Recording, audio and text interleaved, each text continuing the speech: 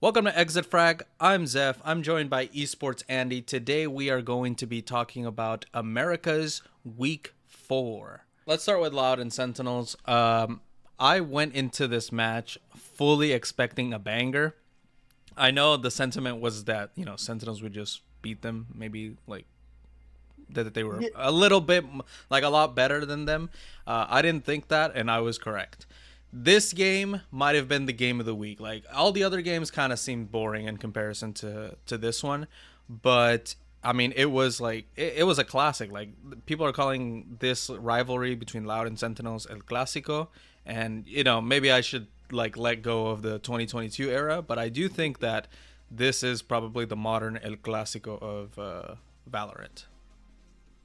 I just was surprised that they had, and I know that now Yoru has become like so meta that they had Zekken on it all three maps, and he looks super good. He was like popping off, and one of the reasons why they like pulled out Pearl because Sentinels could have easily gotten 2-0'd because the first two maps were like super close, went down to the final round. Um, Yeah. a, a lot of people weren't super up on Loud, and I said before the season started that I thought Loud would be the best Brazilian team. They ended up not because they ended up falling out, and MIBR kind of went off on a little run Mhm. so far. But I liked Loud. I think that DG Zin is like doing. He's reminding everyone that he's like super good. Yeah, I agree. DG Zine, dude, he was carrying this team on that last map. 23 kills and 14 deaths is, I mean, Jesus Christ. The dude, okay, and I said this in our little content creators group chat, is that I like DigiZine.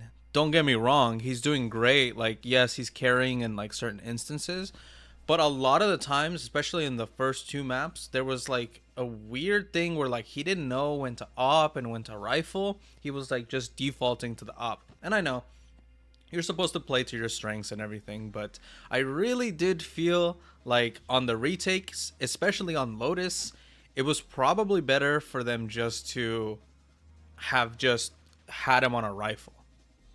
The kind of like round would kind of freeze around him because they prod in, see that he has the op because he kind of was hitting everything, and then they would back away, and so they could just like avoid the op, take him out of the game, and that's kind of what happened in Split. Like I think he got four opping kills, but like he could have gotten a lot more. He was set up on angles, and that was something that like Sentinels were really good at. JohnQT was really good at making those adjustments. The only issue with Sentinels was that Narrate is still not like, especially like in this map, he was still, or in this round, in this matchup, he still wasn't like Amazing. super active. He Right. wasn't his old self, his European self. Yeah, I think to that I would just say like Americas is a lot tougher than EMEA. Hmm. I mean you see some of the EMEA matches this week. I mean, god damn, some snooze fests over there. But yeah, I for the most part I agree. I feel like Zekken was playing not only the role of a duelist, but he was also playing the role of an initiator. A lot of Hmm. the time, as soon as he got his ult, if they weren't on site already, he would just pop the ult right away in order to gather the info and then find the clearest path for his team, which is Yeah, like, wow, like that was like an amazing use of all of his utility. So yeah. I I really think enjoyed that. it showed that like I think both Sentinels definitely had some room to improve, but I think Loud was like really impressive. Like I don't think it was that Sentinels fumbled this match. Like it was good that they won because I think Sentinels are the better team, but Loud really proved that they're like they can be really good this season because they have a lot of good pieces, but they ended up losing. Yeah.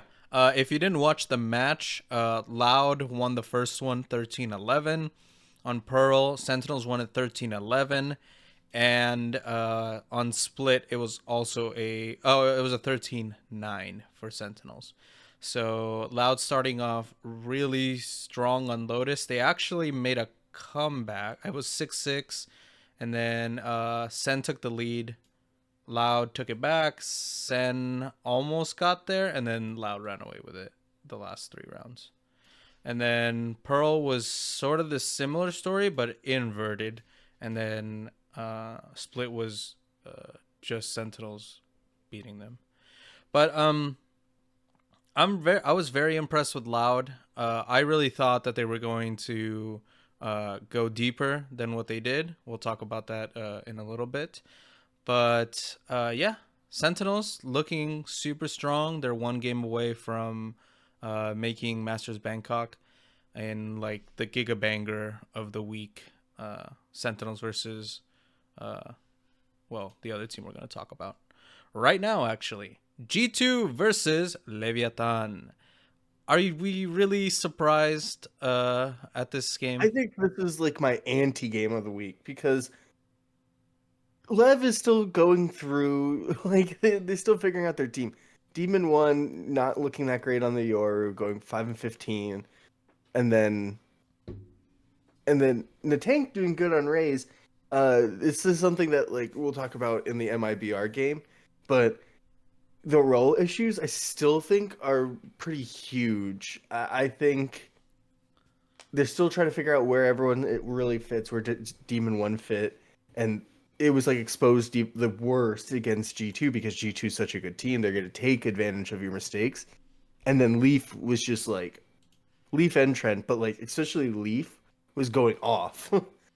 Like Yeah, I think everyone said forever that he's like one of the best players, most flexible players, but like it really is like everyone slept on him for like the last 2 years. no. No one slept on Leaf. We knew he was good. He was in So Cloud9. That's the problem. yeah, that's true. Um, What a waste. yeah, I know. Anyway, this is not about Cloud9. This is about G2. Yes, I was very. I mean, I'm still just very impressed by G2. Like, nothing's changing that. Leaf was just an absolute animal this series. 20-9 on Pearl. 24-15 on Vice. On Fracture. And I mean, yeah, he's carrying. I think this speaks a lot about this team in terms of like, there's literally like no chance that one player is not popping off at a certain time. We saw Trent act like for the first time in a long time. I feel like Trent actually like look like his 2022 self with a lot of his like impact in this match. I mean, a lot of people talk about Leaf, but I feel like Trent also like made a huge impact. Especially like on Tejo, in my opinion. So, Yeah. as far as Leviatan, again, we see like Calm and Kingg are really like the people carrying. Like Natank is doing pretty good. Demon 1 is like the big like iffy factor for me, and I think he did like decent on the smokes roll, and that's fine. My only problem was like when we saw him like on like the Yoru, like you mentioned, is when like he lacked a lot of like knowledge of how to play the role. And I don't understand like why we have Demon 1 on Duelist, especially if he doesn't have like a dive partner, when we could have Tex on Duelist. Because before he joined Leviatan, he was part of the Guard, and he was the Duelist for the Guard, and he was really good. So I don't understand like why we don't have Tex as our Duelist instead of Demon 1. And if you really want Demon 1 on Duelist, at least make Tex the dive one.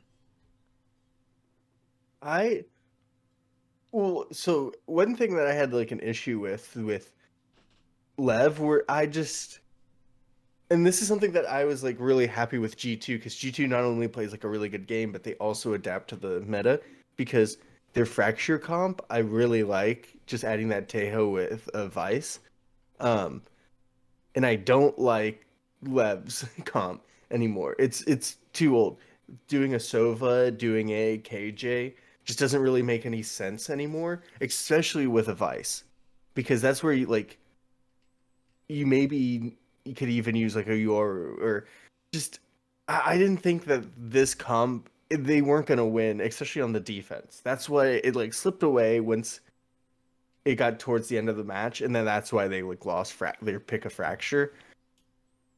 I just think that Lev needs to go back, and a couple teams. We'll talk about another one of the teams that needs to go and fix their comps, but I think there's so many things that Lev with their team needs to like figure out what to do, because Tex on KJ isn't the right choice, I think, and Yeah. Tom on Sova, they need to figure out Tejo. Yeah, and I don't understand like why we don't put Calm on Tejo. He's less complicated than Sova. All you have to do is click. You're right. I simply just do not understand. I mean, we saw G2 not run KJ, which is like a huge change because we've seen a lot of teams run KJ and Tejo at the same time. So I don't know if the meta's shifting, but Leaf really did make Vice look super viable. I, Hmm. I really like Vice. That's one of my favorite agents to play. Yeah, it really changes up the dynamic, especially on a map like Fracture. Yeah. Okay, let's go to the lower bracket. We saw Evil Geniuses versus MIBR. And it's about what I expected. But I didn't think MIBR. I guess maybe it's just like ASPAS led teams. I never feel that confident about them. They always don't. They always don't look that good, and then they win. Still, like I know EG isn't like anything crazy, but I still was just like, really, MIBR's running away with this?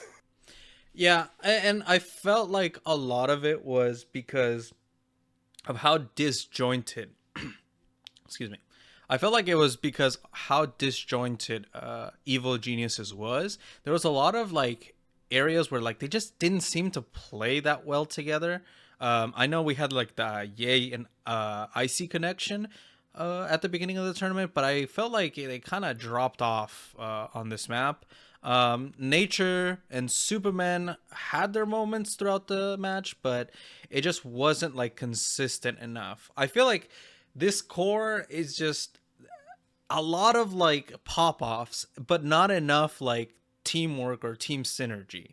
Like they don't trade off of each other often. It it just it frustrates me to no end because MIBR have similar issues, but the gaps are a lot smaller, and I felt like that's what gave them this map. um Also, like, Yay on Astra, dude, there is so many times where Yay would die from simply being in the fucking the meditating state. I forget what it's called. The Oh astral yeah, plane. yeah. Dude, so many times. Hmm. That shit was so frustrating.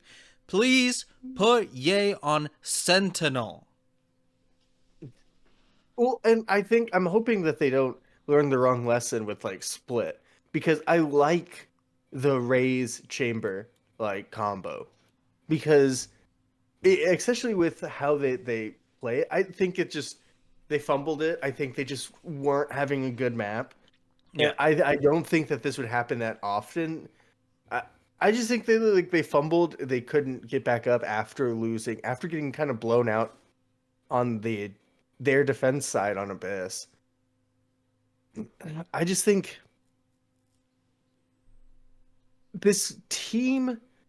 I like Icy. I like EA. I like Derek. But I just don't know if they have the firepower to do much, especially even with like the middle table teams. I'll say this. I'll say this. I really like Icy. I came into the season thinking that he was going to be I forgot the word. Anywho, I thought he might be the problem with this team, like just not enough Uh-huh. presence at the duelist.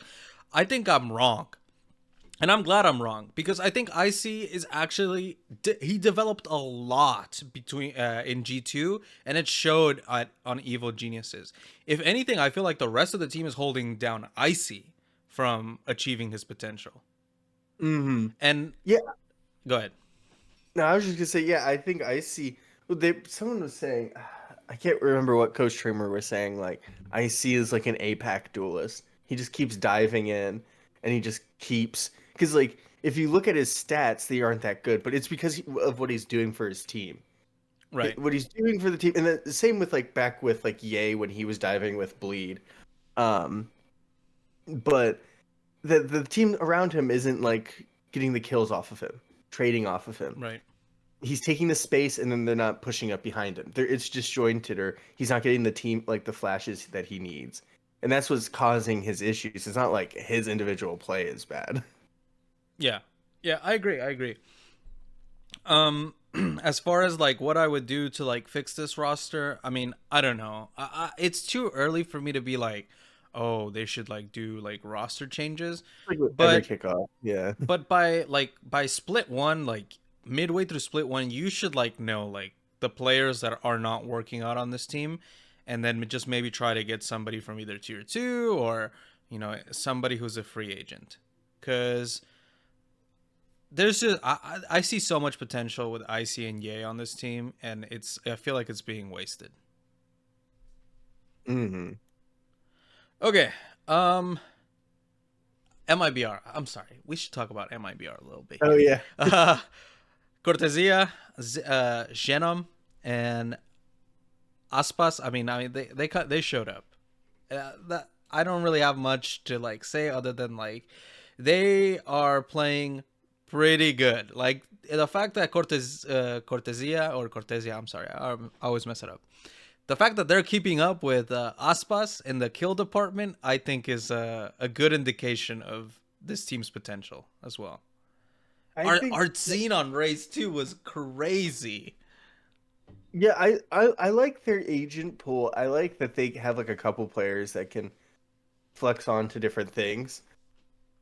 My only concern is that certain times they just certain halves, and it's more like against in a later match, but there are times where I just didn't feel that confident on some of their team cohesion, like That's true. how they took fights, how they would save sometimes. I guess this is a different map, but match, but We could talk about it in that one. yeah, some of their philosophies, their team philosophies, I'm still not like a huge fan of. But in this match, it worked. So Yeah. There is something I want to talk about as far as MIBR, but we'll talk about it during the Leviatan game. All right. Oh my God. Why can't I just get another trophy? I swear to God. This has been like the worst 2 years of VCT for me. I feel like I got the one trophy with Optic, and it's been on downhill since. NRG versus Crew Esports. I don't know what to tell you here. I honestly like. I've always said like I don't really carry too much emotion for some of the other teams, but like when it comes to NRG, I'm really a fanboy, and I was extremely disappointed. I was so disappointed in map one. I turned it off. I turned off the TV. The Royal Rumble was going on at the same time, so I was like, "Screw this," and I turned off the monitor with Valorant on, and I was just watching the Rumble. But what I can tell you about map one is NRG looked completely lost, and I don't know what the hell is going on with this team that they look like gods sometimes, and then the next matchup or two matchups later, they just look like chumps. I don't know what's going on, but the fact that we're losing to Crew Esports, I'm not saying Crew is bad. I like Crew, but I'm just saying like this team should be held at a way higher standard than Crew Esports. I just feel like it's the same as last year, but with like new players. So like that's why I give them way more slack than last year. Um, that being said, I because I didn't really watch the off season, so like I never had the hype of like these Mm, two young players. So everyone was like Verno, Verno, Verno. I would back in tier two was always like, oh, Mada is like the good player that's coming in. And at least right now, it's showing like Mada is the good player that Mada came in. is the only player keeping this team relevant. Yeah, because like Sam has some good moments. Ethan gets frag and kills. Like the issue though is that when you have FNS, who is not going to get kills that Mm, often, yep. or is at least not going to get like high impact frags, um, everyone needs to be good. That's how they won things. Everyone else around him was super good on Optic. Right. And so there can't be a weak link because they already have a weak link. Right. Right. And so that was having an issue. Like Verno would have a bad match, or Sam would have a bad match, or Ethan would have a bad one. Like you can't have that when two of your players aren't doing good and are struggling. You're not going to win against good teams. Crew's a good team. They cut a bunch of fat of like the LATAM scene. Like they cut out. Like I like the old like Crew players, but a lot of them didn't have the same firepower that they needed. Now they have all players that can shoot. Yeah. Every single one of them is a good player that have proven that they're a good player. It's kind of the same as Loud to me. Mm. Each player, except Vinny, of course, but each player has proven that he's a shooter, and that's the same with Crew. Like everyone's really good. Shy's like one of the best because he's their IGL right now. Yeah, I think No, so. it's Adverso. Adverso. Shy Adverso's though IG. is super crazy. Keznit's great. Mizzino's like going back to his old Crew like self. Melzer's always great. Like this is why I'm really people might be a little bit surprised with Crew. They're about as good as I thought they would be. They need to prove a little bit more though. Yeah, I agree. Energy issues aside, this Crew roster is really like on the It's a high. solid They're team. playing at their high end because I said, um, you know, with Mazzino had been playing his best Valorant last year. So was Keznit, and so was Shy. Like they were Mhm. hitting their stride. And last year there was a lot of issues with the IGL uh, and maybe Yeah. not with Heat. Heat was actually good. I mean, I feel bad for him. He's in fucking Furia right now. But yeah, I felt like they went back and they were like, okay, we're gonna get Adverso. He's gonna be our IGL. He's been IGLing for years. They fixed that issue right away. They don't need him to frack. They just need him to be a good IGL. Which the fact that he's been in tier 2, he's been in several tier 1 teams before this. I think it just shows that like yeah, he's the best. I mean, currently the best LATAM IGL in the scene, which is kind of weird to say, but because there's not that many LATAM players. Yeah. But yeah, I think it's a good thing. I mean, Keznit, I've always said he has good games and he has like awful games too, and Yeah. he's only been hitting good games this year, except for this one weird match in against Loud. Other than that, like Crew looked, I think, pretty strong in their lower match against 2G. I mean, they look like fucking gods on that one. And then yeah, Yeah. they looked really good here against NRG. Yeah, they lost the second map. I don't really know what much happened aside from like NRG was just like trying to make a comeback. Um, but yeah, so far, like what I saw from the Loud and Crew match, I'm pretty impressed with Crew. They just need to like beat this number 4 allegation that they've had for years. I feel like that's kind of like the same thing with like DRX, where like DRX is like always either top 4 internationally and never goes anything past that. So they really Yeah, they need need to to. break that. Yeah, they just need to be able to do something on the international stage. I don't think they'll make it to Masters Bangkok, but I think they'll definitely make another international. I think they have the potential. They have the stability. I think the roster isn't that streaky, even though Keznit has streaky moments. Mm, There's 4 other players that aren't that streaky. I don't think any of these other guys are all that streaky. And when watching them throughout the years, like these most of these players have been around since 2021. true. And so, like, I have faith in this team to be consistent enough to at least make champions again. Like, I'd be out of every year, this would be the year I'm shocked if they don't make champions. This if this was champions right now, we'd be seeing Sentinels, G2, MIBR, and Crew, which I'm pretty happy about this I'd be okay with result that. because if you really think about it, we have 2 North American representatives and we have 2 South American representatives. The way it should be. Mm-hmm. Oops, sorry. But yeah, I'm despite NRG losing, I'm pretty elated that would be our top four. I guess I just spoiled the next two segments, but let's just hop into those. Leviatan versus MIBR. Um, This ended up being a decent game going into overtime on split, but like yeah, it was also just so messy. This is yeah. where I This was the have my sloppiest Valorant. reservation. Go ahead. MIBR, this is where I was just like, oh, I don't really like MIBR as a team.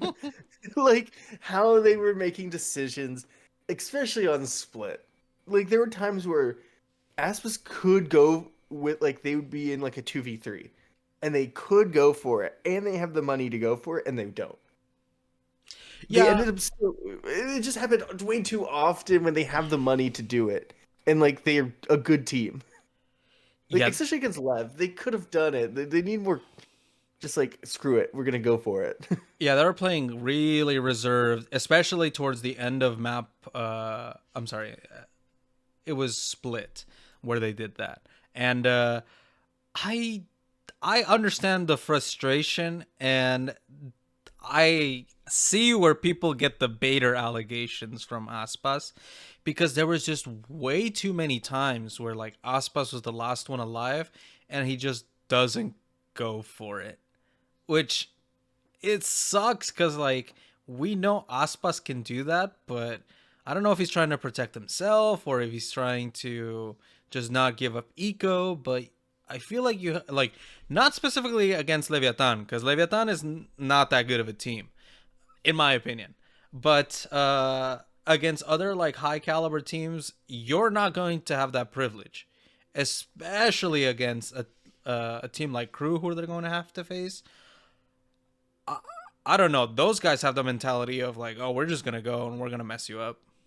So And my big thing is that what really would screw up MIBR was when Lev would go fast.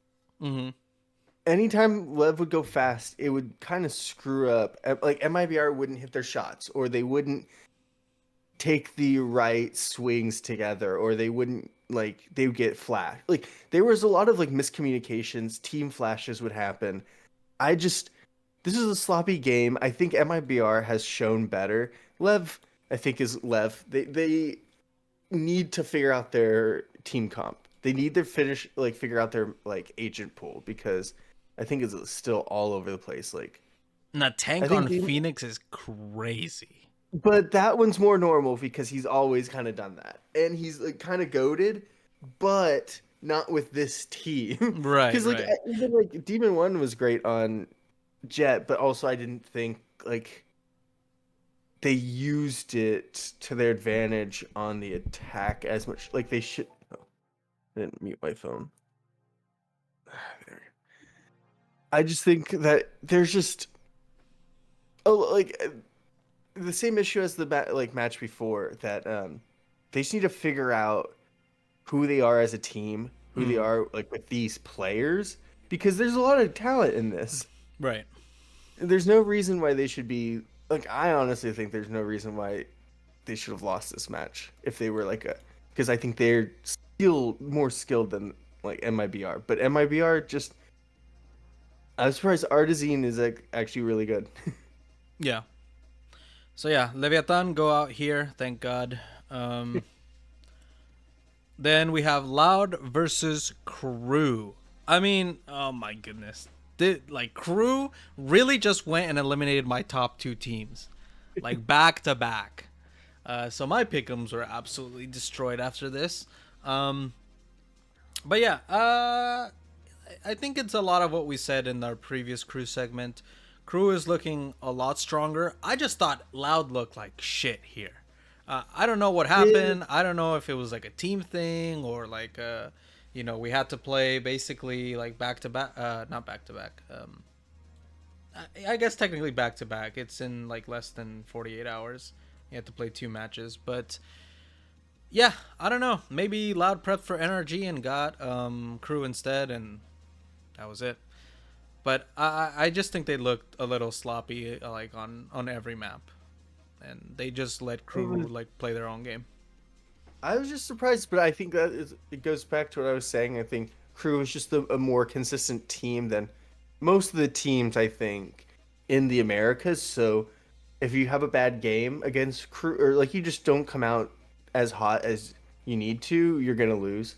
Yeah. Um, and that's just kind of what happened because Crew's just gonna be a solid for maybe even sometimes a third best team. So you can't have a bad first map, Yeah. and that's what happened. Also, I just think Americas is a week to week league. I've said it in Mm-hmm. my previous video. It feels like if you're just having a bad day, I mean that's the end of your tournament. And Yeah, especially with how kickoff is, because you yeah, just have like a bad day, like 2 days in a row, or yeah, like in a 48-hour period, and you're eliminated. yeah. So that was tough. But I think once the regular season starts, it'll be a lot better for Loud and maybe for NRG. I don't know. I feel like there's a lot of things to work on the team. Anywho, Yeah, they have time. They don't play again for like what, like 6 weeks or something like that. yeah, something like that. There's it's like 2 months because we still have to go through Masters Bangkok, and then there's a month-long break. Yep. So So all these teams, like I said, Crew or NRG has like a bunch of time to figure these things out. EG has a bunch of time to figure this out. So I'm hopeful for some of these teams. yeah. And that was our week 4 recap. Join us tomorrow when we do the preview and predictions for the upper finals and the grand finals. For Esports Andy, I'm Zeph. We'll see you tomorrow.